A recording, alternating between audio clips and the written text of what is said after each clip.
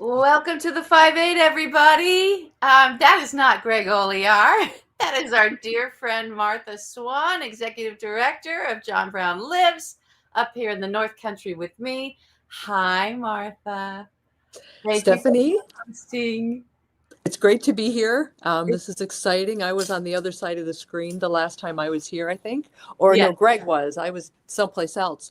And I Yeah. wanted to say how fabulous, again, those first 3 minutes of animation are, not only for the reminders of, oh my God, what has happened So already, much but happening. how current, Ron DeSantis with the alligator, for example, I just, know.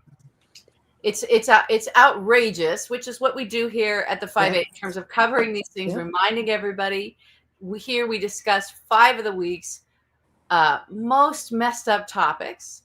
So 5 topics. We'll do 8 minutes each, except for our guests. We've got some special guests tonight. It's a panel of North Country women. So I've got all my women here with me tonight, so for some real power. And 2 hosts, some cocktails. Did you have a drink? What you got? A tumbler of spring water. That's great. I've got a little tequila, but we do need our water. It is getting muggy and hot again, which is fine because it's absolutely spectacular the rest of the time. And we'll have some singing, maybe some dancing. Oh, We'll see what happens, but definitely getting on into the thick of things. As we find ourselves here, I don't know what week this is that we're in. What are we in month? Is it month 7? We're month 7, right? month 7. Yeah. It was like the 21st he was inaugurated, and so here we are at the 25th of July. Not that long, Martha. Not that long for everything that's sort of gone left and right and down, I believe. I don't think anything's gone up. I think we really screwed the pooch with this guy having him in office yet again. But tell me about your week, first of all. I know you've got a lot of things going on. We'll have some announcements later on. Yep. But you've got some amazing stuff happening there at John Brown. Remind everybody who John Brown is and why it's This so guy important. here, That guy there. that guy there with the long white beard, he was an abolitionist or, white man born in 1800 Connecticut to an abolitionist family. And he lived that out, his creed and his practice and his sacrifice through the end of his life at age 59 when he was hanged for treason and inciting an insurrection and all that, because he really just believed in the core of his being that slavery was an abomination and that he had a responsibility to do something profound and serious and determined about it. And he did. And he did. And he did. And he Yeah. lives on, which is why John Brown lives. So there's a great event going on up at, he had a place up here in Lake Placid area, which is what you help manage and oversee. And there's an amazing exhibit right now. So anybody in the North Country that wants to come and see the exhibit there, we'll talk about that in a little bit. And also, I hope there's a place, Martha, I didn't ask you beforehand, if you've got a place where people who can, maybe just on the site, where they can go and make a donation, because this is the time of raising money. So August is the month to raise money for John Brown and to keep all of his good work alive and keep that spirit thriving in our community up here. I think we've got a couple of amazing women that we'll bring on that will show that we're keeping it all alive. But how about we get into our topics? What do you think? Should we go for it? There's hardly anything to discuss. My God, what a crazy. It's a crazy time. Yeah. All right, I put 8 minutes on the clock. I'm going to kick us off. I did a lot. I don't know how much, Martha, I've told you or you were aware of, back in 2016, 2016, there was something released called the Panama Papers. So offshore leaks database, and this whole thing exploded. And that is like candy to me. I was in there. I'm just digging up in the offshore leaks database. And I was looking at the time because this man was running for president that I knew had money laundering issues. And I had known that since 2005. And I was really worried and fearful about it. I think people were laughing about Donald Trump, and I was like, yeah, he's gonna win. I was one of the few people who really understood the forces that were behind him helping him out, and also what he was unearthing, what he was bringing to life, that I think was very much, not only very much underestimated, but the way that people just poo-pooed and dismissed the hatred that he was unleashing as sort of something that America had gotten past. And instead of remembering, no, this is part of our fabric, and we will never escape it. We have to manage it and contain it and work with it and educate and heal, constant healing from it, but you never dismiss it. So anyway, long story short, that is where I found the name Jeffrey Epstein. I never heard of him before, but I was looking into Donald's money, and I was looking in the offshore leaks database, and I was reading all the research that Blaine Barrett had done on the Trump quote unquote empire, this great journalist, and all the corruption around it. And I find this guy, Jeffrey Epstein's offshore accounts. And I'm like, what are these? I'm posting them, right? And I'm talking to journalists about them. And they're like, oh, that's really interesting. Look at what you found there. So only sort of, I think, one other person has been on him as a topic in terms of the money and what might be behind, what sort of the machinations behind it, longer than me, is this guy, Barry Levine. He writes for the New York Times. He's done amazing books. Anyway, he had an article that came out 2 days ago titled, "I covered the Epstein case for decades. These are the 9 questions we actually need answered." And I thought, since instead of all of the stuff that everybody's always saying about Epstein and Trump and blah, blah, blah, blah, and yes, I do think it's an existential threat to him, I just wanted to review these things that we don't know, and these questions that have been out there that we do need answered, as written by the guy, the journalist, a very, very good journalist that knows what he's talking about. He probably has more information on Epstein and Donald Trump even than anybody. And these are the questions he's saying we need to ask. Number 1, how did Mr. Epstein make his money? And how did he finance his sex trafficking over 2 decades? It's not a cheap endeavor to do what he was doing, flying girls everywhere. This was an industrial scale operation. How did he afford this? Where did this money come from? That's actually still an open thing. There's quite a bit of information about from things like the Ponzi scheme that he helped run, Towers Financial. There's all the offshore tax havens that he was running, but that wasn't his money. So he had some very close, very wealthy friends. He did. Benefactors, perhaps. We don't really know. Honestly, don't know. Number 2, did Mr. Epstein have any ties to spy agencies? So this is Barry Levine, New York Times, asking this because he knows what's been documented, including Alex Acosta saying, I was told by the Department of Justice I cannot touch him. That would come from probably FBI counterintelligence because he belongs to intelligence. Okay? Does he belong to our intelligence agency? Does he belong to, is it Prince Andrew? Is it the Queen? What is it? Right? Anyway. And Acosta's role, for a second, Stephanie, Acosta's role in all this is interesting too, because of the charges that he reduced in Florida the first time Epstein was brought up on charges. And then he was labor secretary for a while in the Trump. Yes. And the labor secretary oversees trafficking.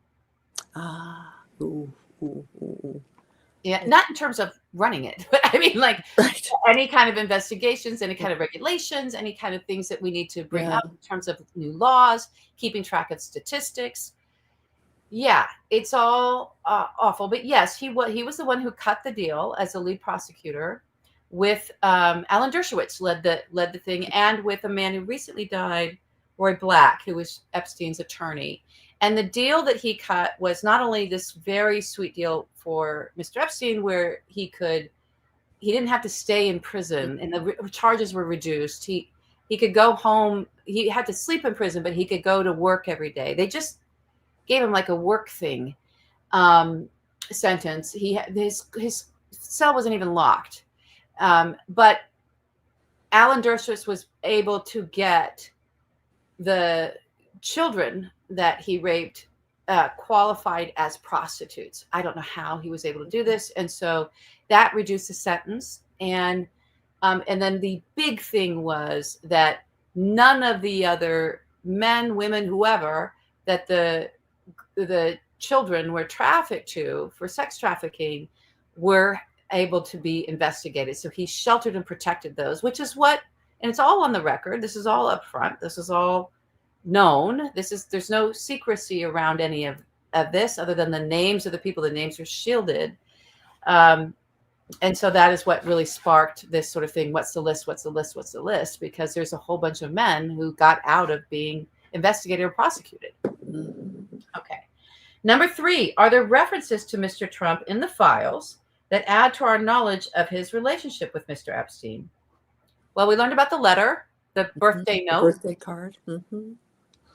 We don't know. I'm very taken aback by the recent video of a deposition of Jeffrey Epstein that was unearthed and has been playing the last couple days, where he's being asked questions about Donald Trump specifically and said, was he there with you at any of these parties where minor children were also present? And Epstein pleads the 5th and the 12th and I don't know, 8,000 amendments, right? But who was asking that question? I don't have that information. Was it the attorney for the victims? So that means he got Donald's name from his clients and he's asking Jeffrey about it. Is it a prosecutor? That means that Donald's name was given by the victims for the prosecutor, and they're directly questioning. This is well before Donald was president. This is long ago. So related to this first trial. Yes, who's asking that question? And where did they get Donald's name? It had to be from the victims. Okay, we're out of time for this, but there's more questions in this article. Those are the big ones for me. I'm just going to run through these next ones real quick. Number 4, what about Bill Clinton? What about Bill Clinton?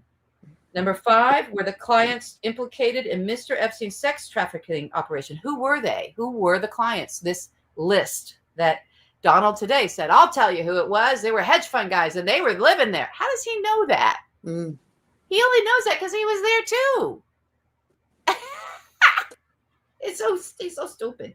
Number 6, who helped Mr. Epstein overseas? This is a big deal. Was he working for somebody? There's a guy named Jean-Luc Brunel who was this modeling agency. They had this modeling thing. It's not good. He died in prison too. He was arrested for raping minors in France and died in prison. Okay, Stephanie, can I just interject for a sec? That brings to mind something that Ruth Ben-Ghiat, a point she made on one of her Substacks the other night about how, dictators and authoritarians tend to not only surround themselves with young, beautiful women, but invest in businesses like modeling agencies and beauty pageants and that kind of thing, where they are, have access to young, beautiful women. Yeah. Oh boy. Number 7, what did investigators find in Mr. Epstein's safe, computers, and other property? We know there were a lot of this, again, the files, right? And the videos were part of that. And so the number 8 is, what did the videos show? We're assuming it's not just the girls all by themselves. So what's going on in that evidence? That's actual evidence held by the Department of Justice that we're asking to know about. And lastly, what is in Mr. Epstein's autopsy report? So those are the questions Barry Levine wants to know. He's the journalist that's been on this for a long, long time. And he knows what he's talking about. So I was really pleased to see that. One last thing I want to say about this, and then we'll get to our next topic because it's important. Oh, I forgot to put our banner up for our topics. This should be the thing. If this is the thing that takes Donald down, then to me, that's justice. And I'm not interested in dismissing it. It doesn't have to be political, yay, we, something about politics. If we can just put all that aside. This man, if he was engaged with Epstein in these crimes, these are horrendous crimes. Women and girls, we don't get justice in this area. We just don't. And so on that note, for me, this is absolutely what should end him if he did this. I think that's such an important point, because there's all this sort of critique that Epstein and Trump is a sort of a smokescreen or a distraction. But there are really fundamental questions of justice and humanity here. There's real victims here. Yeah. And they deserve justice. They really do. Okay. All right. Enough of that. Moving on to our next topic. You told me today something that just stopped me in my tracks. Mm-hmm. So there's something, there's a sort of a new report out by the AFL-CIO on executive pay. They have a report called, or something called Executive Pay Watch, monitoring what executives are paid, CEOs are paid, and the differential with their line employees. So some of the figures are just staggering. In 2024, according to the Executive Pay Watch, the CEOs of the 500 largest companies in the United States are paid roughly 285 times the pay of a typical worker. And I have rumbling around in my head that when I was in my 20s, the differential was something like 14% difference. Like a CEO might have been paid 44 times the lowest paid employee in the company, something along those lines, but 285 times. And that's an increase up from 268 times the pay of your average employee in 2023. So just a year. In just a year. Yep. Oh my God. What really made my eyes pop out was the new CEO of Starbucks. We should all think about where we drink our coffee. Makes $6,666 times the pay of a typical worker barista for Starbucks worldwide. So 3 sixes wasn't enough. We needed a fourth. We need, a double Antichrist or something like that. Something. 6,666. 6,000. Yes. 6,000. Almost 7,000 times. Yeah. A barista. Yeah. And I didn't have a chance to look it up. Like, I was going to go to the Starbucks website and see, okay, what kind of job could I apply for, and what kind of pay rate might I hope for, benefits package, that kind of thing. It's all worth looking at. But I suspect, and according to this Pay Watch, a lot of the employees with Starbucks are part-time, $15,000 a year kind of salary, and who knows what kind of benefits, if any, they get with that kind of, working conditions, terms of employment.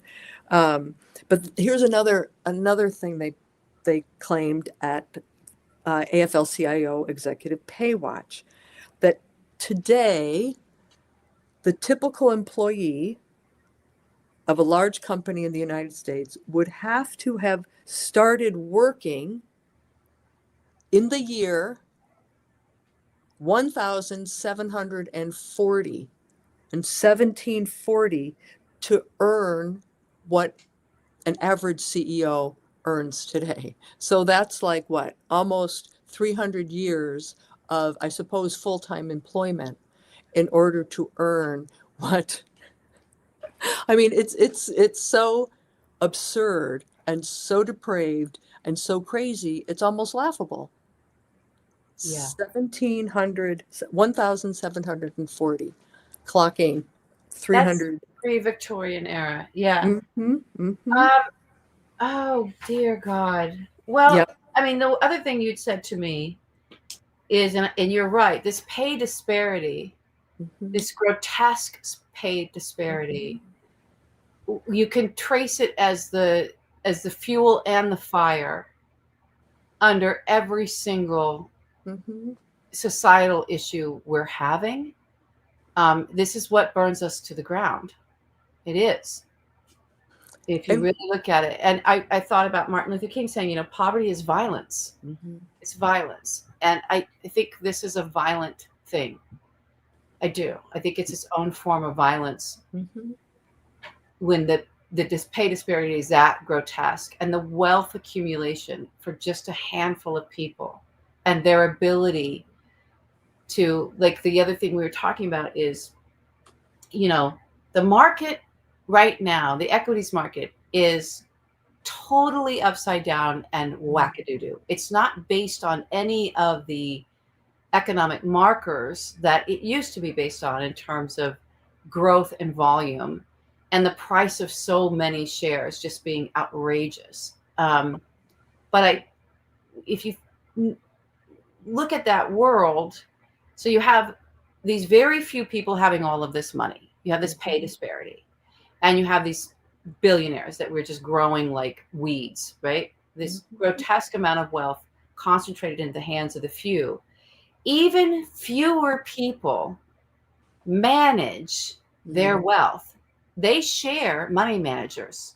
So, and those people have become grotesquely wealthy just from their fees. But if you think about, it's only like 4 or 5 people who actually are controlling the flow of that money through the markets. And that's a staggering So they can piece of control everything. They information. could say, well, this thing's going to be worth $1,000 today. And I don't care if the company's been dead for 3 years. I have my, they all have formulas for how they invest, and, their things. We've got this much in here and this one, and these are our key stocks. If one of their key stocks shouldn't be valued at what it's valued, they have so much power and control because of the concentration of wealth and shares that they can just go, well, we think it should go up. We know the company's gone, but let's get the stock to go up because I haven't found anything else to replace it yet, and I need time, and I don't want to lose one single penny. So I don't know where that all goes. Well, I think one place where it goes, or where we see it, of course, is in the horrendous conditions that so many people are living in, right? And when you think about the amount of wealth, not only in our political system and in our economic system, but the concentration of wealth that then turns off the valve, turns off the spigot for employees. It ties up housing. It makes housing unaffordable where there is housing. And it just goes on and on and on. So, linking the worsening, dire conditions that so many people are living in to that grotesque amassing of private wealth, which is really so much public wealth that's being tied up in private hands. Yeah. And as we look at the privatization of what used to be public property, right? And public, for public funds or public services, public parks, whatever it might be, the destruction of all of our agencies and the privatization of that, what that means is those same players are coming in, and foreign players, there's nothing stopping that, to gobble up what our federal government used to have control over for us. It used to be ours. And now it's going to be sold to the highest bidder, or the best friend, like what we see happening starting with these detention facilities. Those are privately owned, private contracts. Well, the highest with paid government funds going to private individuals. Speaking of detention facilities and militarization, the highest paid CEO is a company called Axon. I'd never heard of them. And they make tasers and other weapons for law enforcement. Oh my So God. given the amount of money in the big beautiful bill, so-called, for ICE enforcement, detention and so forth, who knows what windfall, what cash cow this means for the Axon company. Oh. Okay, well, listen. On that note, Yeah. Let's bring on the gals. well, we're gonna go to a song first. I was thinking about this as sort of like we are in the era of media barons, and I didn't have time to put together new media. Normally Greg does almost all of that with Chunk, our animator, but we did something a little while back together that sort of harkens to the robber baron era in terms of a little bit of Cole Porter. So I thought I'd replay that for everybody tonight.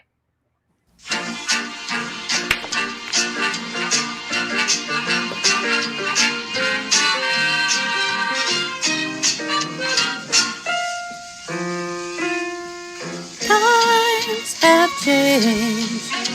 Soulless rich man, look what he owns. We can't pay off our student loans, so we lose ourselves in our phones. And tomorrow, Earth will turn to a dried up husk. We'll all die while the rich man flew off to Mars with Elon Musk. For news we once had Walter Cronkite. Today it's a nightly gaslight of cable shows. Everything blows. For many decades since John Marshall, our SCOTUS, it was impartial. Now it's hard and cold. Everything blows. It's so dumb today and ho-hum today. I'm so numb today, David Frum today. When most guys today, reporters' prize today, are just Peter Thiel tech bros. Trump is such a sick, depraved guy. I'm praying we'll all be saved by the UFOs. Everything blows. All right. That was fabulous. We'll get to our guests.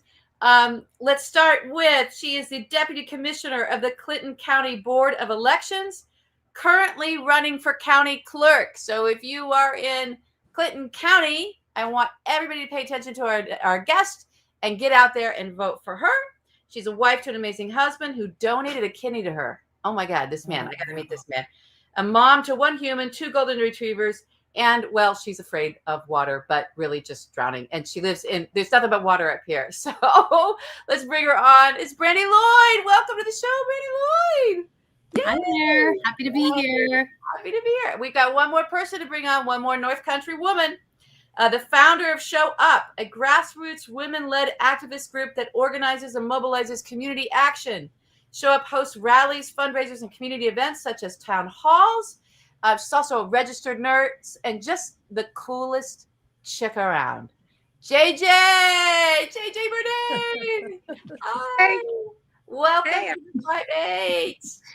Oh, I'm so happy to have all of you here. Thank you so much for coming. I want to start, I gave you that introduction, but let's, if we can, just start by you guys kind of telling us what you're up to. The reason Martha, I was talking with Martha, come co-host with me, we'll have a great time. And who should we have on as guests? And Martha was like, we had this great event recently up here that took a lot of organizing and folks together. So let's talk first about that event, if we will, that happened just last Sunday. I've got some pictures I can show of it. And I understand both of you really were active at getting that put together. So who wants to go first? Brandy can take it away. Brandy, take it away. It all started with Oliver, right?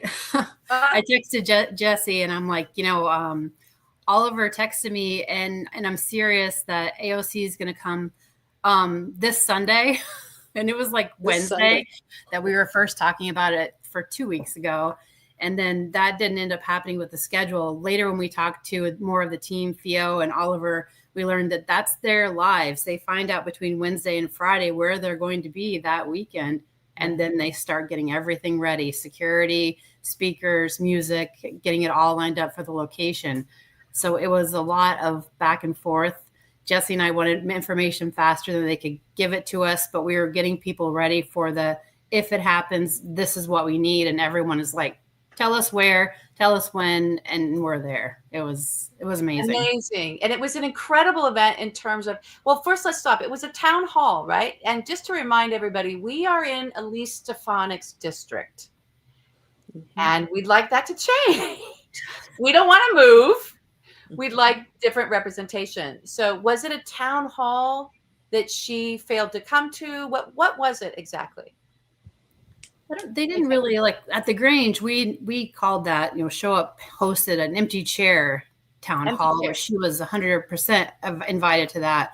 I'm not sure if she was invited to this. I think it was just it was a way to show her continued absence from our district, and people wanted to have some sort, they're just starving for representation in the 21st. And when someone like AOC and Tonko want to come and hear our concerns, of course, it's a town hall is what you hold. Right. I love it. Oh, sorry about that dinging. That's me texting me about the horse text. This is so country. What's happening live on air? Okay, JJ. So for ShowUp, here, you know what I want to do actually before we go away off of that topic? I want to show some of the images. Can you guys talk to us about how many people showed up and how rare this is? We're really having a moment in the North Country. We really, really are. Yeah. With the attendance at the Strand, so there's 900, I think, plus inside, and then another 800 outside. I think that Brandy and I. Outside is huge, and it was raining. Raining, and a lot of people just didn't stop because it was raining, or they saw the line and they saw the crowd. They didn't know that she was actually going to go outside first and address the crowd first, which is so gracious of her and Tonko to do, because obviously they recognized that people were standing in the rain outside, and so they went outside there first and delayed the inside programming to go out and acknowledge everybody. Mm-hmm. Yeah, it was really cool. And I wouldn't. So this is the thing. AOC was going to bring a ton, right? Like that she can go anywhere and draw thousands. And I have to say, what I was surprised about is that when I was walking the line of people, this wasn't people that were traveling, like they were recognizable faces. These are local people that have shown up to several events, even before AOC. Brandy can tell you that the very first ShowUp event last October, there was approximately 700 to 800 people marching in Plattsburgh. And that was before, I would say the environment got a little bit more riled up. Yeah. People want to get out. People want a reason to feel like they have a safe place to express themselves and feel like this isn't just the red county that everyone always talks about, that there is other options. Yeah, and I think it's important to I want to set the stage for folks that aren't aware of what this district is. I think it's the largest district in New York, area-wise, because, and this plays into everything we're going to talk about tonight. This is a primarily rural area with these sort of concentrations. So Martha and I are Martha, we're in the high peaks. And that's where the lakes and the skiing and everybody that knows this area knows about that sort of very touristy, but still the locals here, we're farmers, or we're on farms, we're on, or we have local businesses, or most importantly, hospitals and healthcare are the big industry, as well as prisons. So it's all the hot topics are here. We're close to a border. We're on a border. We have a border with Canada. So we're a border district. And then there's the largest town is Plattsburgh, I think. Is that right, Brandy? It is. I would say in Clinton County, it's the largest town. Yes. In the 21st. Yeah, no. But. Yeah. And there's a SUNY university there. I think we might have 2 SUNY universities in the district. I think in the district wide, which is huge. I looked this up a little while ago. I think there are over 22 college campuses, which would include SUNY, private schools, 4-year and 2-year schools. Yeah. amazing. And then just to give us every single issue that's going on in the country right now. We are the hotbed of all of it. We're on the front lines of all of it. We also are a huge state park. So it's not a federal park. It's not what's going to happen to the federal parks, but we're a state park. So in all the environmental concerns thank God we have this protected land here. But that if we lose sort of progressive control of the state, that's up for grabs, which would just destroy so much of what we value and treasure here, and our resources here that are so valuable. So just to remind everybody what our district is and who the people are. JJ, I wanted to ask you, in terms of ShowUp, tell us a little bit about ShowUp. I know you just sort of started this not too long ago, and it's exploding, and you're seeing people. Today's the 1-year anniversary, which is so great. Happy anniversary! Thanks. Yeah, it was super cool. So last year, this time, it was a few months after I lost my father from a terminal brain tumor. I had taken some time off to take care of him. Me and my husband spent almost every day there for a few months, helping care for him, because I am a nurse, but not even that. We don't have really home care available for people like that in that condition. And my dad watched the news every day, and so did my mom. And to be honest, it drove me nuts for a while. And then when he passed away, I just had this like void occurring, and it's also my son's birthday, so like it's a hard day to forget, right? So I created a Facebook group called. Oh no, we lost JJ. Oh no, that's a signal issue. Okay, she'll come back. She'll talk more. She'll come back and talk about ShowUp. It is another issue. It's another issue in the rural area is connectivity. There we go. That's our issue. We have every issue. We're gonna make sure. Look for TruePlayer in the comments. We'll show you where you can find the ShowUp Facebook page. We'll put the link on there for everybody in case we don't get JJ back.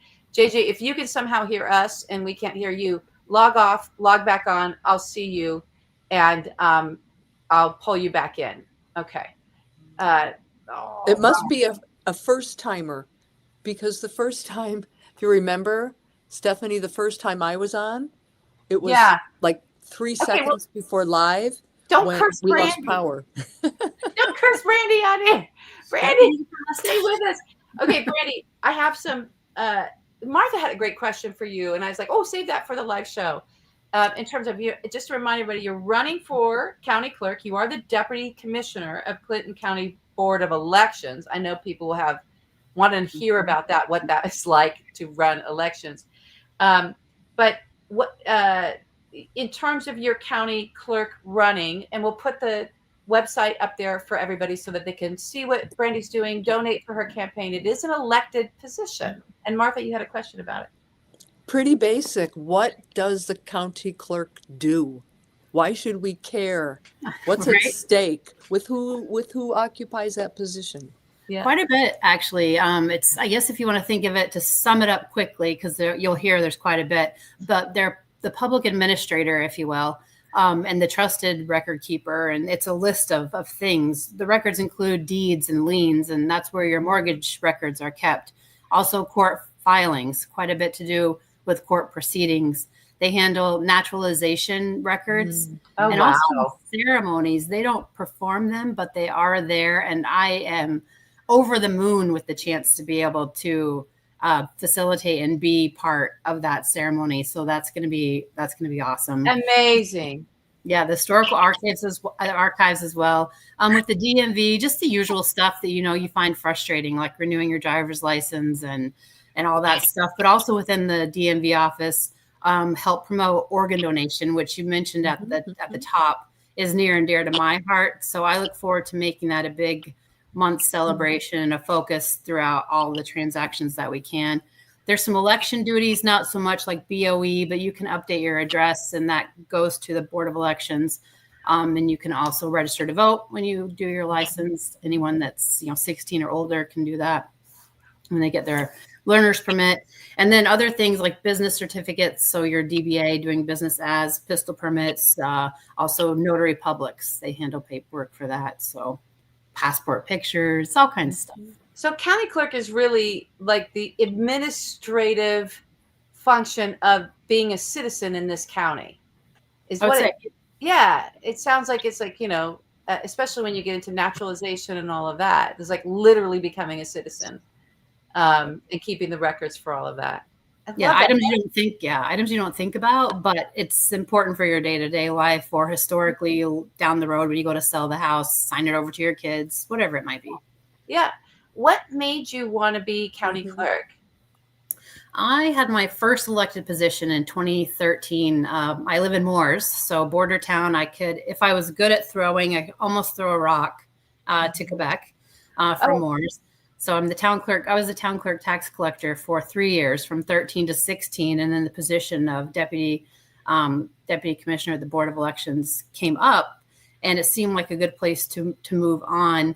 I knew then, as in 2013, 2014, that I wanted something more. I wanted to do more than just in the town of Moores, but I knew I couldn't just run for county clerk. I needed to make some headway and get to know people. So I got involved with the Clinton County Democratic Committee as secretary, vice chair, and then serving as chair, and really got to know a lot of people that way, and helping candidates run for office through the Board of Elections. And I ran for this position 2 years ago. We barely lost by about 1,000 votes to a 30-something year incumbent. So we're running on that momentum, and it's going really well. And are they running again? Are you up against the same opponent, or? No, my opponent, the reason this is a 4-year term, it's up. He passed away at the end of last year, had been sick for quite a while. And so it's up for re-election on the ballot this November for a new 4-year term. For a new 4-year term. All right. Well, listen, we're going to make sure everybody knows about it. Thanks. Help you with your campaign, whatever we can do to help you. We want smart, capable, honest, patriotic, fantastic, citizens, and especially women, for me, so important in every elected office position we can get women in. Awesome. So I'm thrilled. It's a time when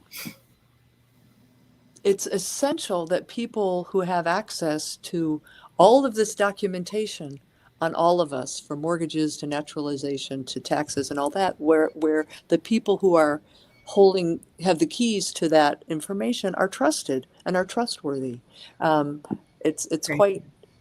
it's Good point. Yep. Yeah. You get a little choked up because it's the threats out there are scary threats, right? It's not a fun timeline. It's not. It's a scary timeline, and I bless you for running for this. I'm so thrilled about it. JJ, we lost you. We're bringing you back. Yeah, my sister. So this is the joy of using a camera when somebody tries FaceTiming you right in the middle of a live. Oh, we thought it might be a connectivity issue, which is again another issue. I'd like to ask both of you. And you don't have to talk about who might be throwing their hat in the ring right now, but we do want to try to flip this congressional seat, right? And what can we do? And what do you need? What do you need from the party to the national party to help support? What do you need from voters? What do you need from our audience? What do you guys need to help really keep this momentum going? You've built amazing momentum, and we'd love to see that translate into real votes and a real sea change in the next election. So can you let us know what you need, what you see that's working? I'd love to know what you see that's working. I know that for me, and of course I'm not running for a position, right? So for me, I feel like I can freely speak without being damned for saying something I shouldn't have said. So I'm going to speak for me, and my thoughts are my own. A lot of times, because Brandy and I do so much together, I feel like some people attach to Brandy, and I want everyone to know that my thoughts are my own, and Brandy has her own thoughts.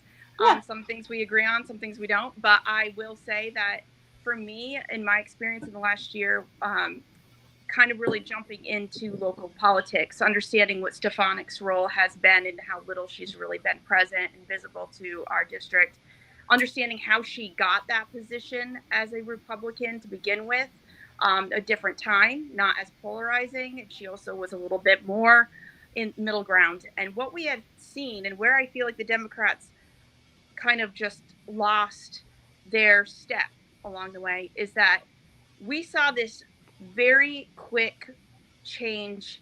Some would say, I don't want to call it evolution because it sounds like a positive thing, on the Republican side, where we saw this MAGA thing come out, where we saw this very quick transition to Republican Party turning MAGA. And where the Democrats kind of slipped is that we weren't able to keep up. We weren't able to keep up with how quickly that party changed, and not really being able to understand how we were going to counter that.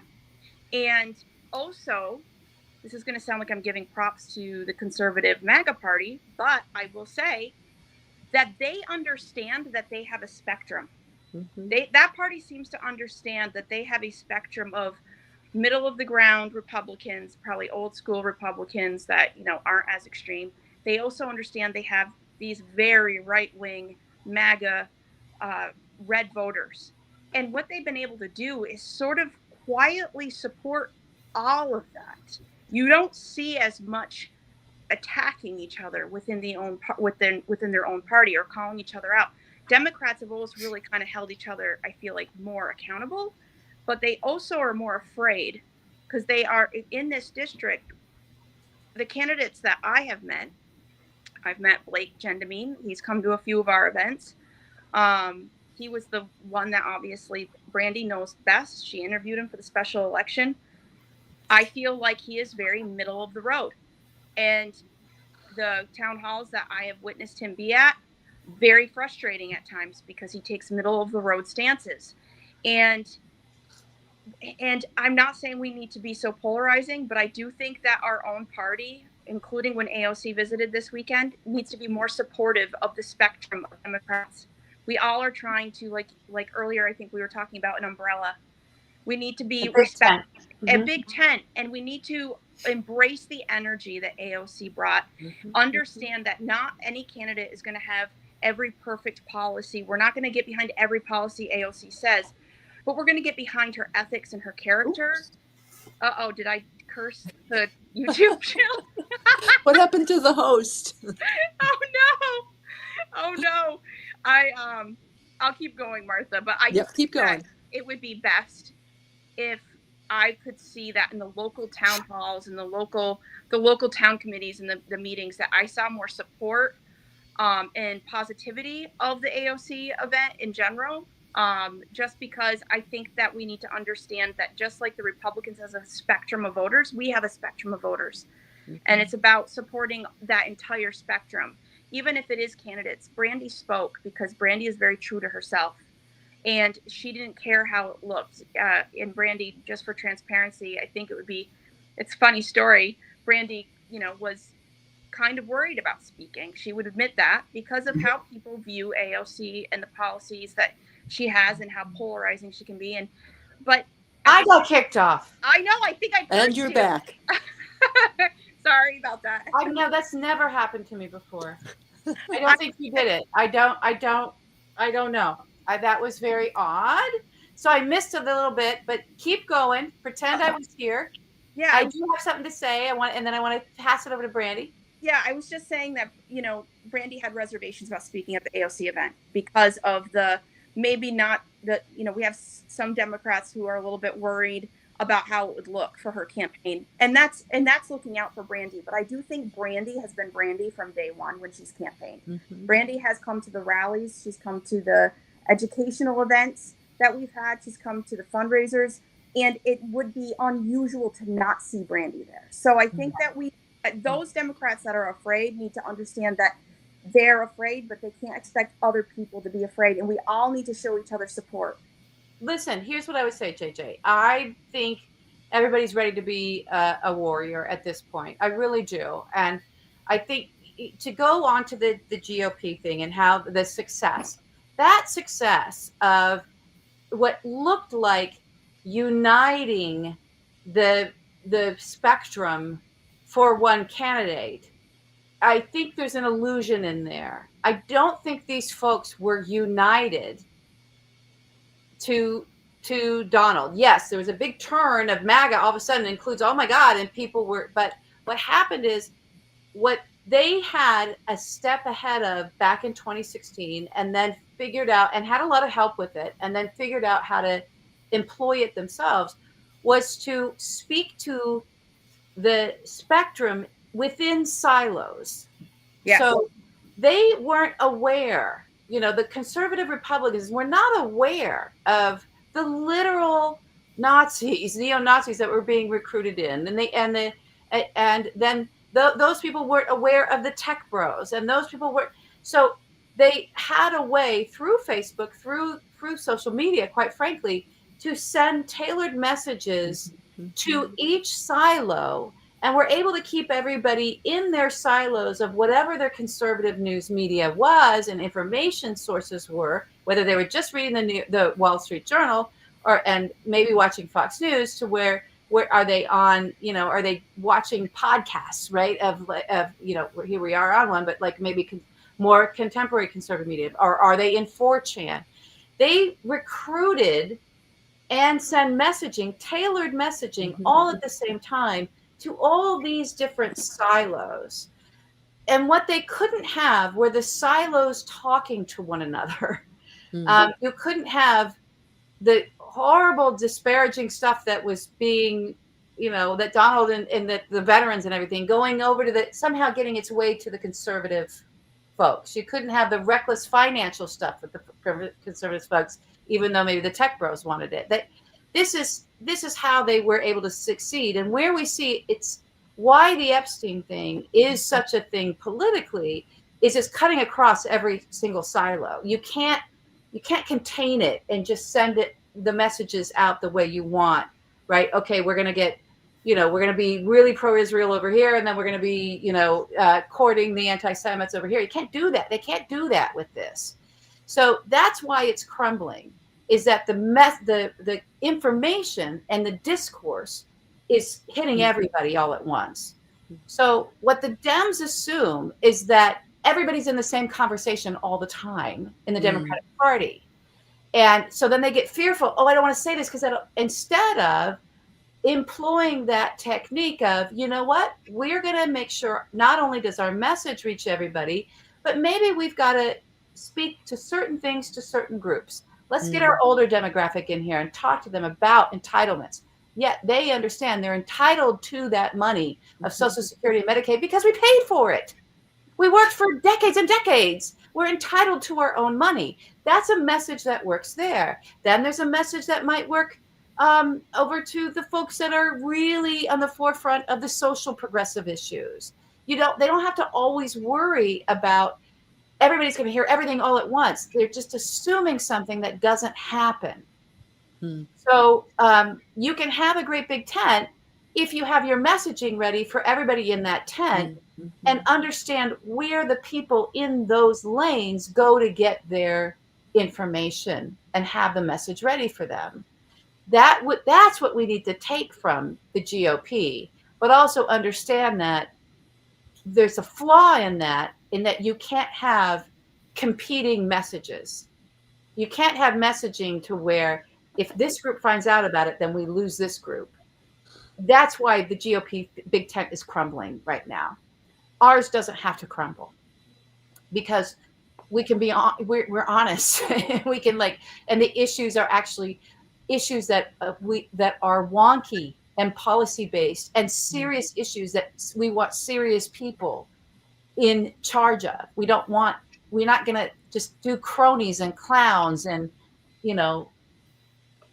people who just get a lot of media, that don't know, that maybe are the weatherman on MSNBC, even though they don't have one. That's going to be the, Secretary of Transportation. We're not going to do ridiculous stuff like that. So I totally agree with you. I'm saying I think the thing to do is put forward a more big foot forward in terms of yes, everybody's going to be in our tent. Yes, we have a message for every single one of them. And let's get our act together to make sure our messaging is clear and we can stand by it and we can deliver on it for all of these different people that we have with their variety of concerns and issues that are important to them.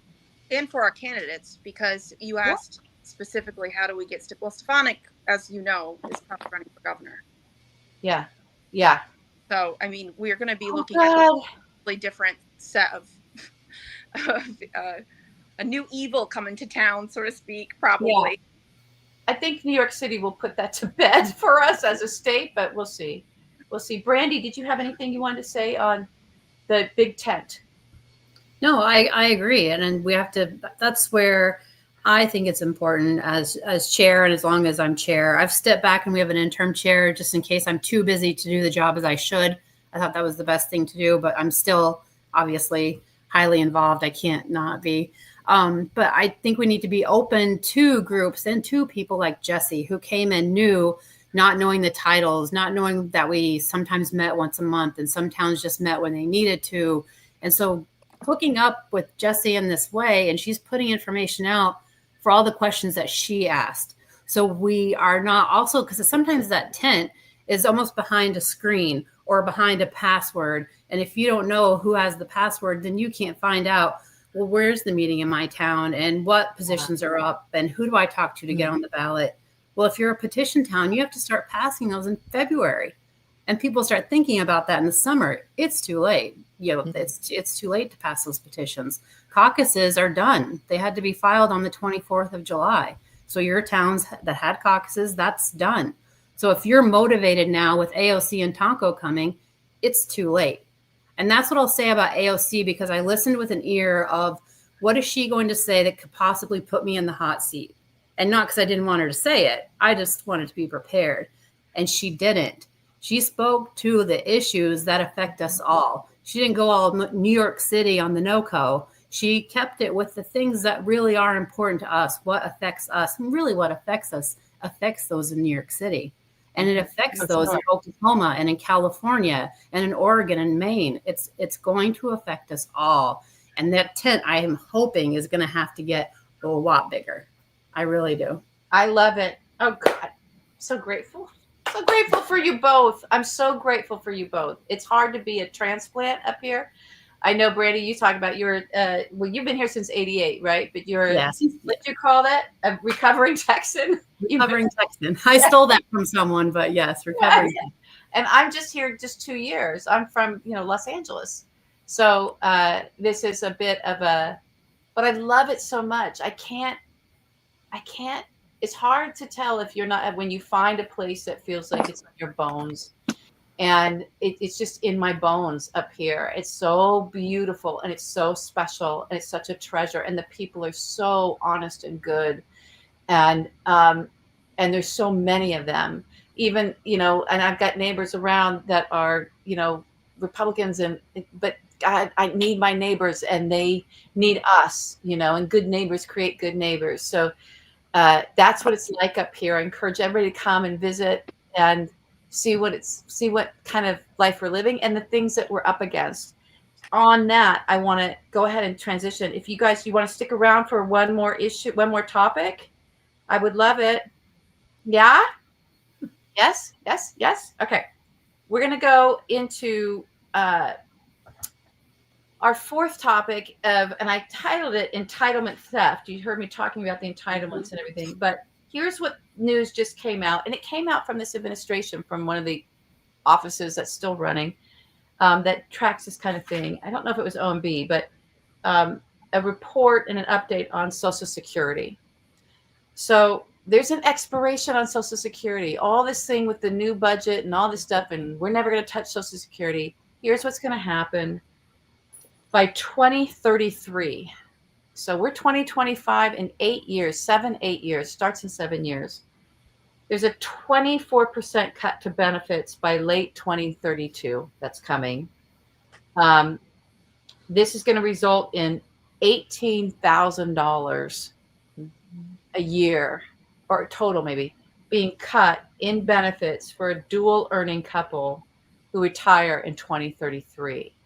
So anybody my age, Mhm. mid-50s, mid to late 50s, looking to retire, we are not going to have Social Security benefits. They're basically gone. $18,000 is a ton of money out of your Social Security. And you put that on top of what's happened to Medicaid with this budget, it's going to just devastate this area. It's going to devastate the nation. It's really going to devastate our area. We were talking about this a little bit before. JJ, you want to, I know as a nurse, you can talk about what that does. Our hospital here I'm in the Adirondack, we have a hospital here that services the whole Tri-Lake area. 80% of the revenues for that hospital, that's what pays the doctors and the nurses and the staff and everybody, and keeps the lights on, and food for patients. 80% comes from Medicaid. So we're really struggling to figure out how we're going to keep our hospital. JJ. Yeah, it's super scary. And I think that, our aging population is already underserved. It's a population of people that, you don't worry about things until you have to worry about them, usually in life. And a lot of us kind of take things for granted, until all of a sudden you're at an age where you no longer can work, or you find out you have cancer, or you find out your spouse has a terminal illness, and everything changes. And it happens to all of us. None of us get out of this world without, something. And our hospitals right now in this area are very far apart from one another. We have got Alice Hyde, CVPH, that are, and Ticonderoga and Elizabethtown, that are all pretty good distance. Saranac Lake, although it's not part of the network of the hospital, is still a community hospital in our area, still some distance. And not all hospitals are created equal. So Alice Hyde has, I think, 10 inpatient beds. They don't even have really doctors there so much anymore. Just they have mid-level providers. And so a lot of those patients out that way are getting sent to CVPH. CVPH ER is just going to get busier and busier. As we talked earlier, the criteria to become an admitted patient has become so much more than it was even 5 years ago, that there's a lot of people going home that should have actually probably been admitted if there was space. And you have to prioritize. You have to take the sickest of the sick, and then you go home. And these cuts, yes, the Medicaid is going to cut the reimbursements of the hospital, which, as we all know, the insurance, the privatization of insurance has really been the kill of our medical system here in the United States. So this has been a necessary change for many years that the United States has wanted to ignore. And this cut is going to be like the blow, right? That just finally takes it all down, and people will die at home. People will die. And I've been to Africa. Okay. I've seen the hospitals there. I've seen people walk to get to get care. And I'm going to tell you the difference between us in Africa right now, primarily, is the healthcare, the access to healthcare. You remove that, we become an underdeveloped nation really, really fast. And that is something that is frightening to me as a nurse, that I don't think we're prepared for. Oh, man. Yeah. Brandy, thank you, JJ, for saying that.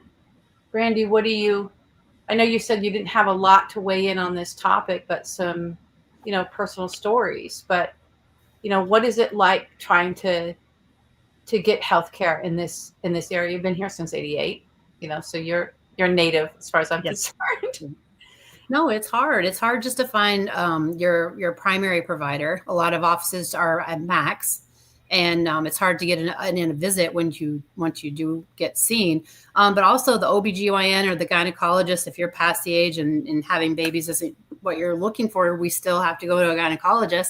And besides Planned Parenthood, all of Clinton County, and Jesse would know better than I do, there's one. But one or two that were there, they've closed. There's one gynecologist in Planned Parenthood serving the gynecological services that we all need. The whole county. Yeah, and CVPH just recently, primarily we're over in Vermont, but we're connected in the same network. They closed a bunch of dialysis units, and dialysis runs on Medicare. I did dialysis for a year, and as soon as you go on renal kidney failure, you are put on Medicare.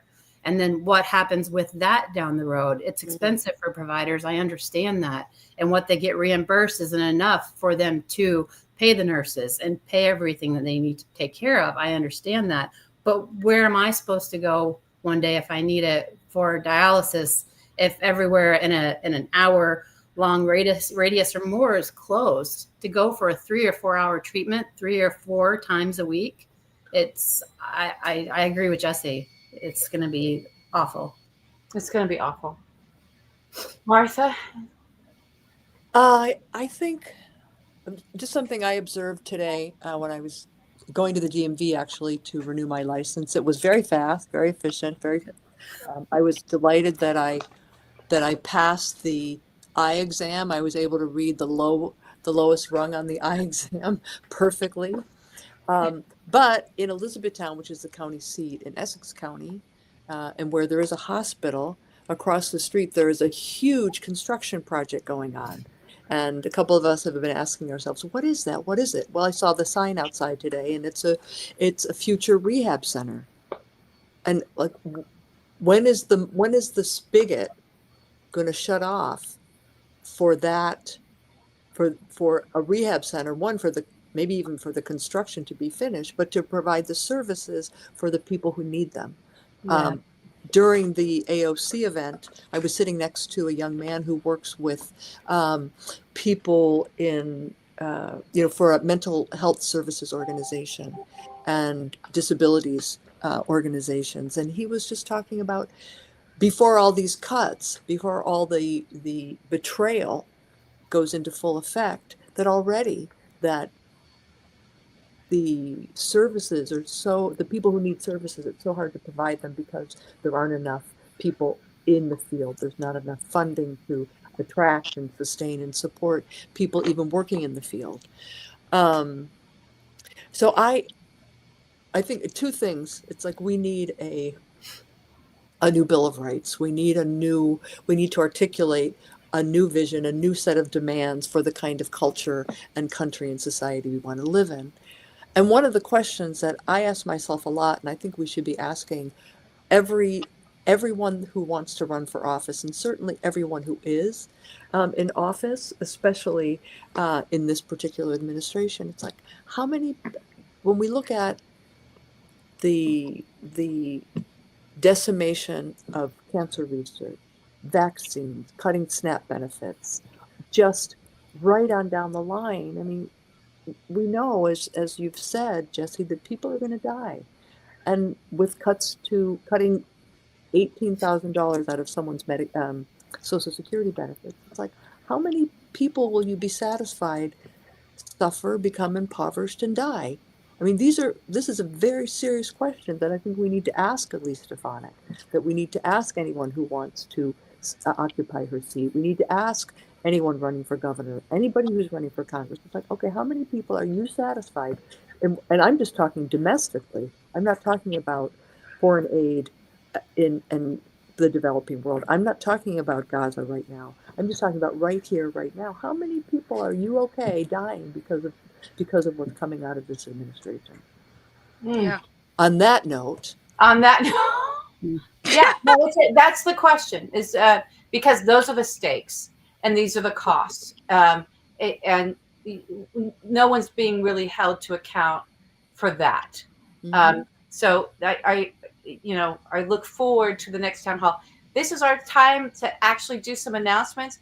Do you have anything coming up, either one of you, that you want to let people know about, and also remind everybody where they can find you?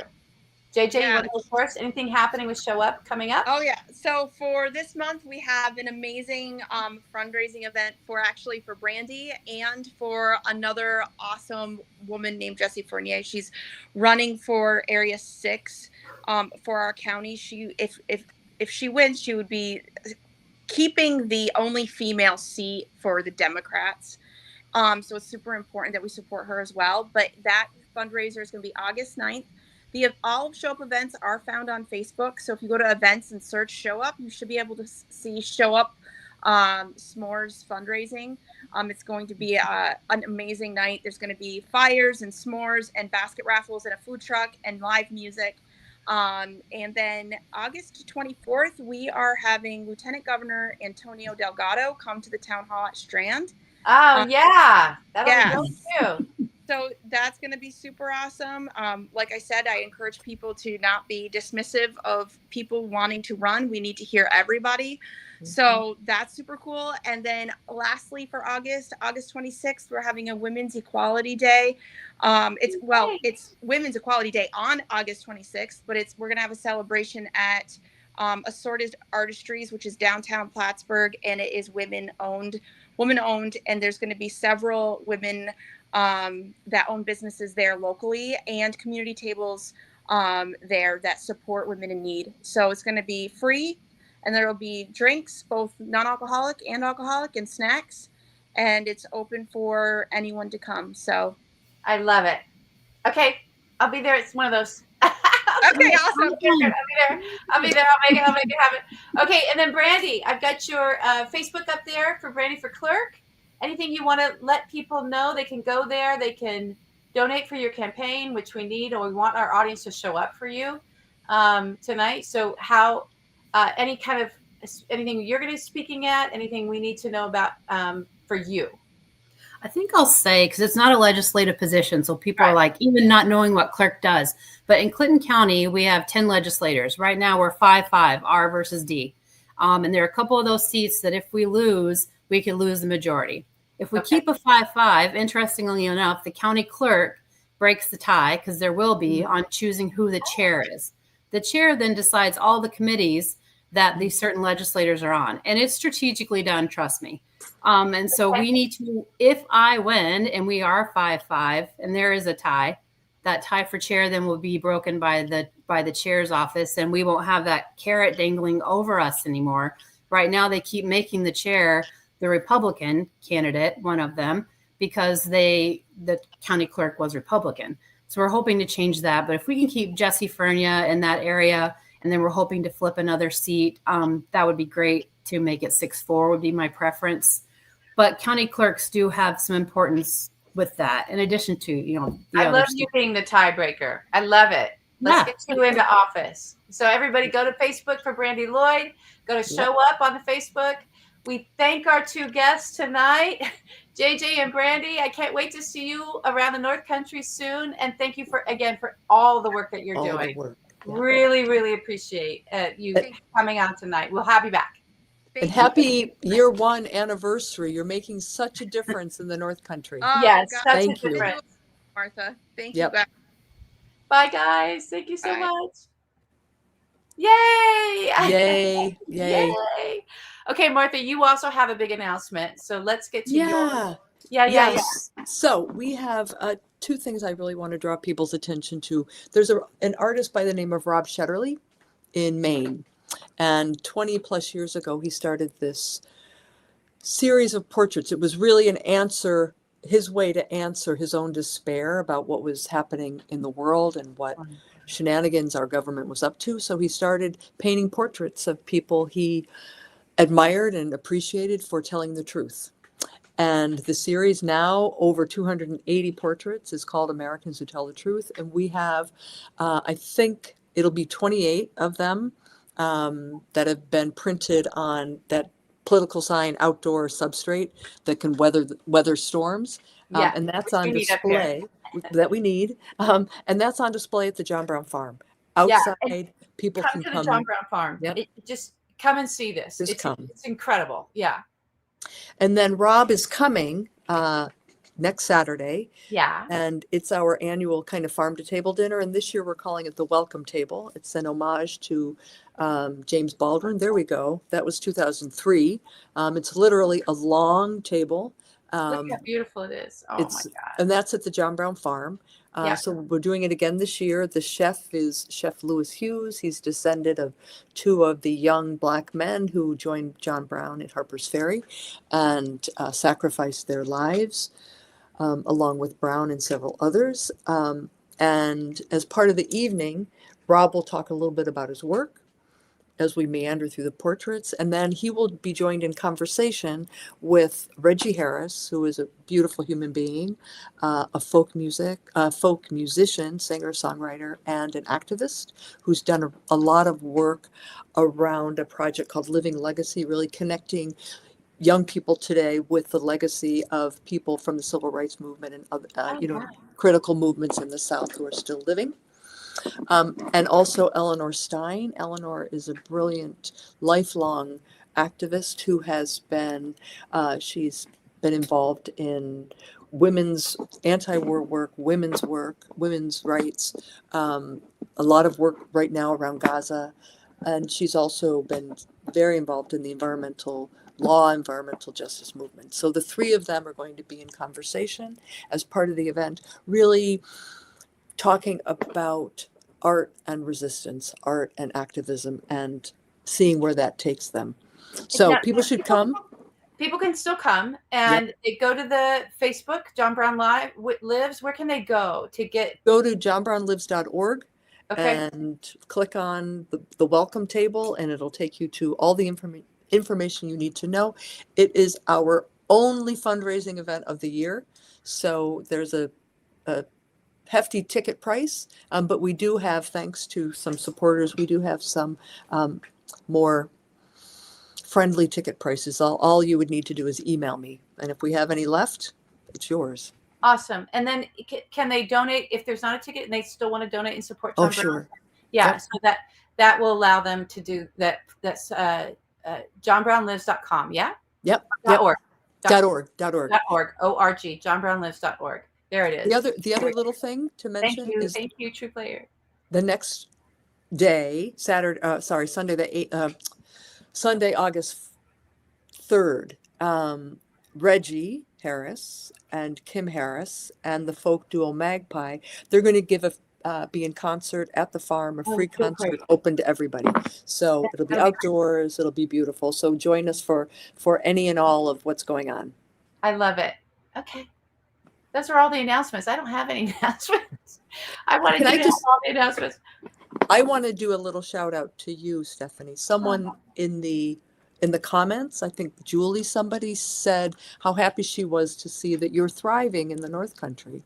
And I want all of the people who follow you and who are subscribers to your show know that you have, from my perspective, and I've lived here for a long time, brought so much to our community, and so that you're thriving. I think our community and those of us who are active and engaged are thriving more and thriving better because you're here. Thank you so much. I really appreciate that. I said when this guy got in, and it was like we were all so devastated when he got in again, and I just sort of was like, here is the hope. The hope is in our communities, and everybody's got to get in, dig into your community, and just build this nation again from our communities up. And we can do it. It's a long, hard slog, but we can do it, and we're doing it. And I was so excited to have this panel of women tonight, and thank you so much for helping us put that together so that you can see, and the audience can see, the audience and everyone can see, it's possible. It's possible. And it's happening here. And who would have thought it would happen here in this district, but it's happening. I think we're going to get rid of this Stefanik. I feel hopeful about it. All right. We've got one topic left. I wanted to, now, did you watch the South Park, Martha? Did you? I didn't. I'm probably the only person on this show tonight, in this audience, and maybe on the planet. I've never seen a South Park once. I love that you did that. No, my mom hadn't either, and I'm trying to show her the clip. Yeah. She couldn't even understand what was happening. She's like, I've never seen anything like this before. It is strange.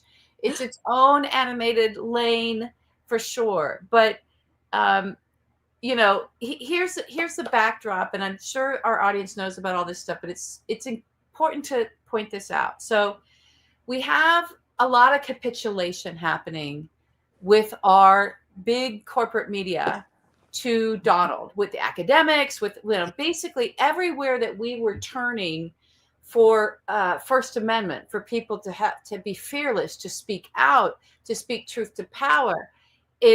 We've had this, 7 months of just this astounding, I think, and almost like take your breath away capitulation from our fourth estate to the universities to our entertainers, just everyone being afraid, everybody, okay, I got to deal with this guy because I want to keep my penthouse, if you're a morning news host, that this whole thing that we've watched go on.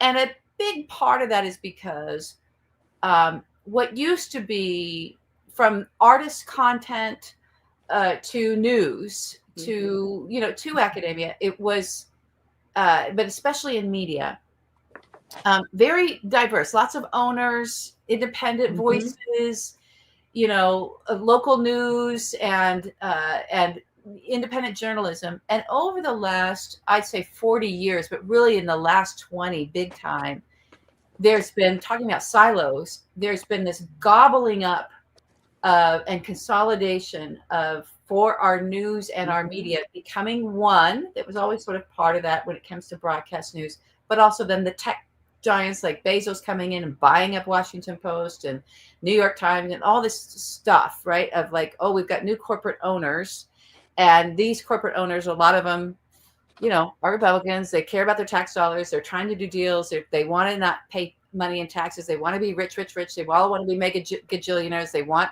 to marry Lauren Sanchez in Venice. They want and Oprah Winfrey to come, and debase herself. This is what's been controlling and shifting this sort of corporate capture of our news and other forms of independent media.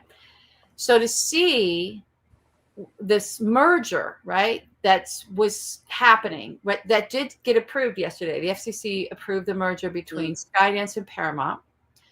And it was not necessarily going to go through, and that gets signed off on the president's desk. And to see how Paramount, it looked like at first, the first thing was the lawsuit, right? He sued, it was at 60 Minutes or whatever, and they paid him. They paid him and settled the lawsuit and paid him a chunk of money. And it was almost like, I thought at the time, I'm like, are they using this lawsuit as a way to put money in the president's pocket for the merger, because he's asked for that? He's like, okay, well, I'll sign your merger, but what's in it for me? What am I going to get? You're going to make a lot of money. Why? Where's my cut?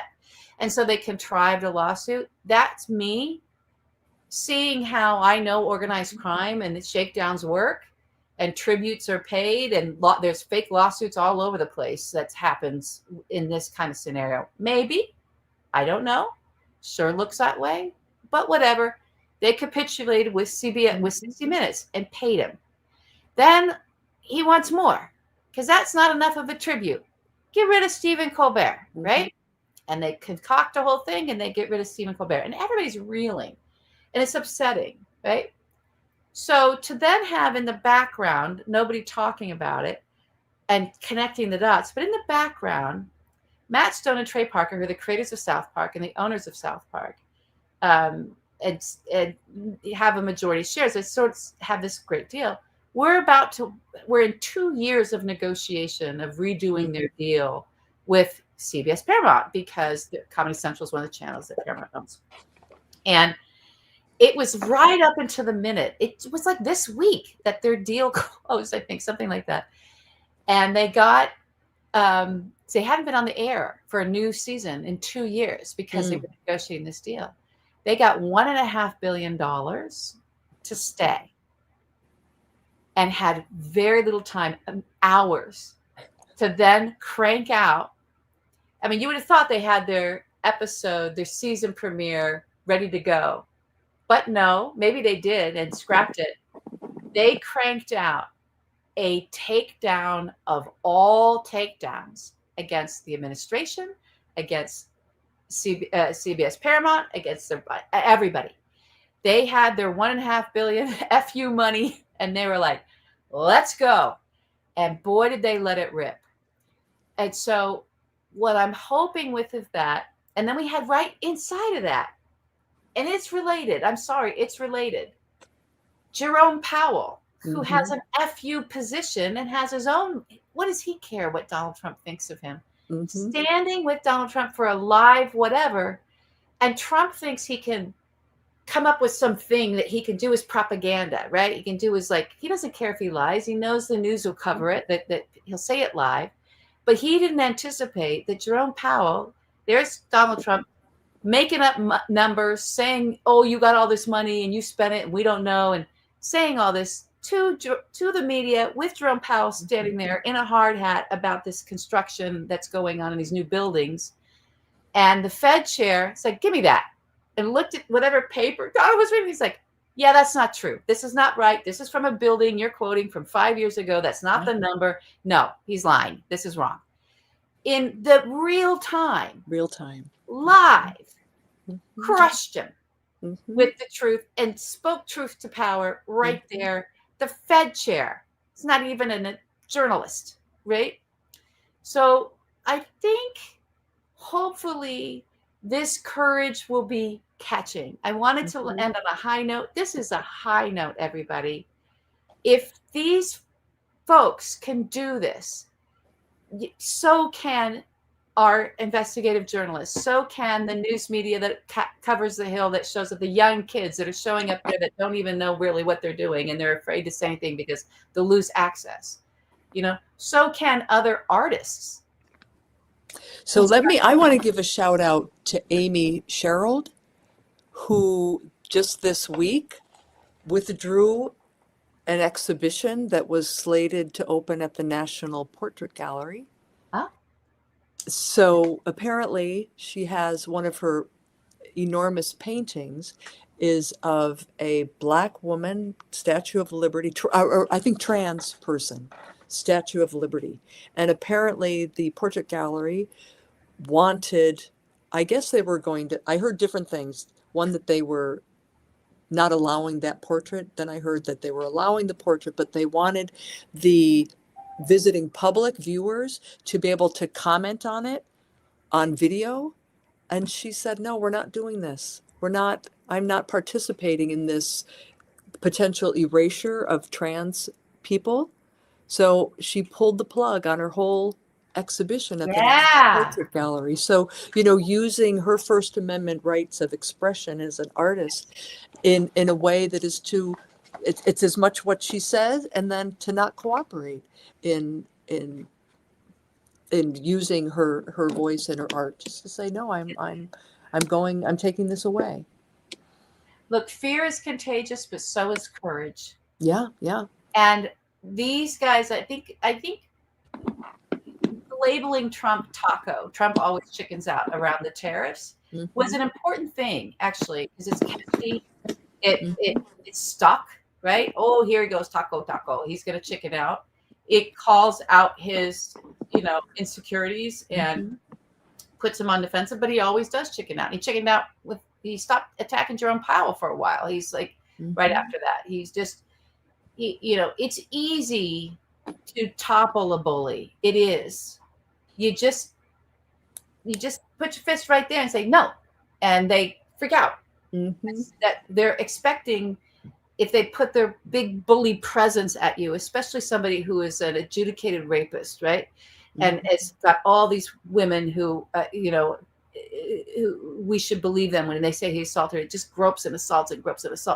Somebody like that, you give them a hard no, and they don't know what to do with it. They don't know what to do. And usually just sort of run away and try to find something else. And he just needs and the administration and all this stuff, we just need to be a hard no. Just a hard no all the time, just like that artist. And I think what you said earlier, when we were talking about the Democratic Big Tent, that the necessity of being ready with the messaging, being ready with the right message at the right time with the right audience, and then at the same time being, apropos of this situation with Jerome Powell, being ready to call out, well, this isn't true. This is fabrication. This is a lie. To be ready to do that. That. Look, these aren't creative people. They're not that we're up against. There's nothing original. Everything, they recycle everything. We know what they're showing up to say and do, and they just keep regurgitating. So it's easy to show and be prepared for that. It feels chaotic, but this is a chaotic man and a chaotic administration and all of that, but they're consistent in their grotesqueness and the stuff that they lie about, and you can predict it and show up and be ready and do it in real time. It's not that hard. Jerome Powell did it with a stupid hard hat on, just taking the paper. Let me see that. No, this is a lie. So that's how, and there's this thing I say to close the show, and I feel like tonight I'm finally starting to believe it again. It was like a little bit, I don't know. But we got a little bit of hope. It was great having you here. And you know what, Martha? You know what? We're going to get through it. Oh, we're going to get through it. Yep. Together.